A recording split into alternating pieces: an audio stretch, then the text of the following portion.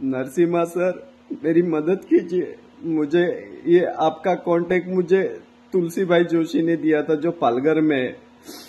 उनसे मेरी बहुत अच्छी जान पहचान है। यहाँ पर मैं यूरोप में काम करने के लिए आया था। एक एजेंट ने मुझे बहुत बुरा फंसा दिया है यहाँ पर लाकर। किसी भी तरह की कोई मदद नहीं करता है सर, वो किसी भी तरह की कोई मदद नहीं करता है। बहुत बुरा हाल है यहाँ पर। कंपनी से भी मुझे टर्मिनेट किया गया झूठे झूठे इल्जाम लगाकर, क्योंकि मैंने वो इंश्योरेंस का लिए उनसे बात किया था कि हमारा मेडिकल इंश्योरेंस क्यों नहीं होता इतनी बड़ी कंपनी में। तो उन्होंने हमसे झूठ बताते कि तुम्हारा 1050 का मेडिकल इंश्योरेंस होता है, बट नहीं होता है मेडिकल इंश्योरेंस। इसलिए मुझे वहां से टर्मिनेट किया गया था और मुझ पे झूठे इल्जाम लगाए गए कि मैं लोगों से झगड़े करता हूँ रूम में, जबकि ऐसा कुछ भी नहीं है सर। प्लीज मेरी मदद कीजिए सर, यहाँ से निकालिए मुझे। इस अल्बानिया में फंसा हूँ मैं यूरोप के अंदर।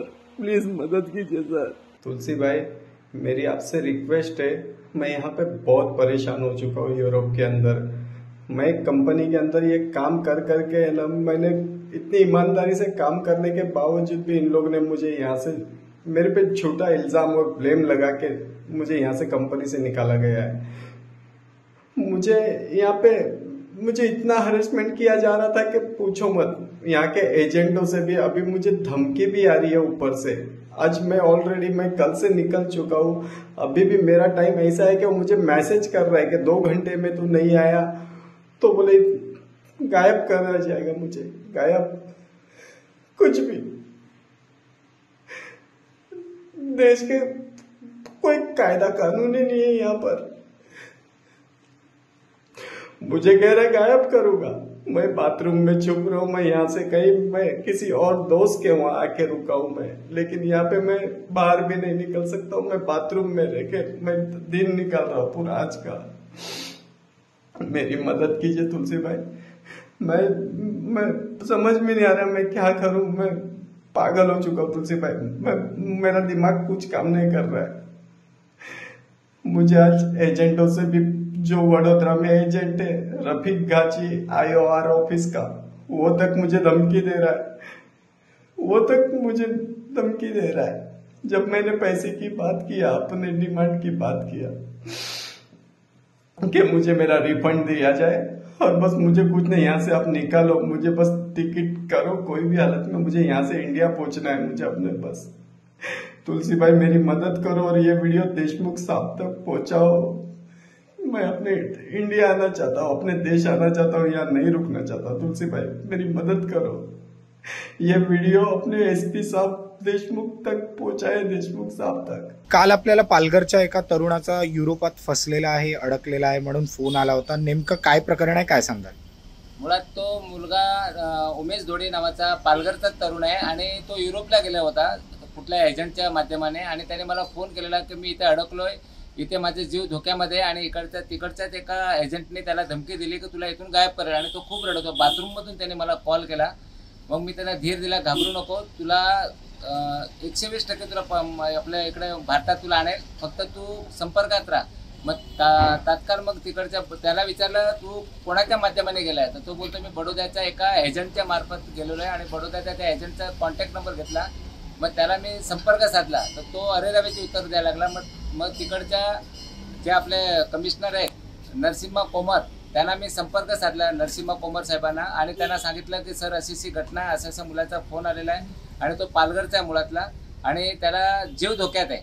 नरसिम्हा कोमर सरांनी तात्काळ तिकडच्या त्यांची यंत्रणा पूर्ण टीमला फोन करून त्यांना सांगितलं, आणि त्या मुलाला त्या साहेबांनी स्वतः फोन संपर्क केला। पालघरचे आपले यतीश देशमुख सरांना पण मी संपर्क साधला, त्यांना पण सर्व हकीकत सांगितली। त्यांनी पण त्या मुलाला कॉन्टॅक्ट केला, आपल्या उमेश जोडीला, आणि त्याला मुलाला धीर आला, आणि त्याच्यानंतर ही सगळी बातम्या बाहेर आपल्या माध्यमांनी पसरली।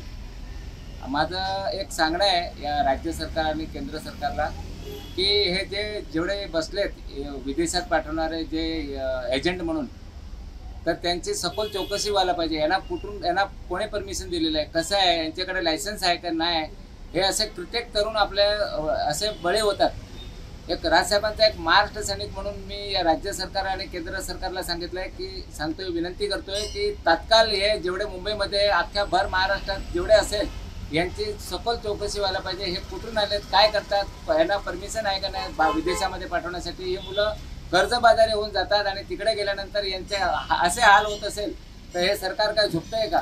राजसाहेबांचा महाराष्ट्र सैनिक म्हणून आमच्यावरती विश्वासाने आम्हाला फोन करतात, आम्ही त्यांना असे न्याय देतो. आणि तमाम या मीडियाला मी धन्यवाद देतो की त्यांनी हा विषय उचलल्यानंतर त्या मुलाला आपल्याला भारतात आणायचं आहे आणि त्याला सहकार्य करायचं आहे. हो, ते बोलले की माझ्या जीवाला धोका आहे, की जर मला 2 तास तिकडचे एजंट बोलले की 2 तासामध्ये आमच्या संपर्कमध्ये नाही आले तर तुला गुमसुद्धा केला जाणार, असं त्यांना धमकी सुद्धा दिली गेली आहे.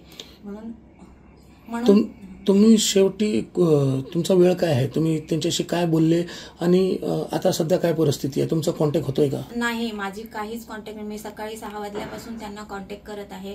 आतापर्यंत एकही माझं कॉन्टॅक्ट नाही झालं, बोलणं झालं किंवा मेसेज सुद्धा त्याने बघितलं नाही मला रिप्लाय भेटलेला आहे. आणि आता एवढी गंभीर परिस्थिती आहे की आम्ही काय करावं आणि आम्हाला काहीच समजत नाही मिळत की आम्ही कोणाकडे जाऊ, काय करू, कसं करू.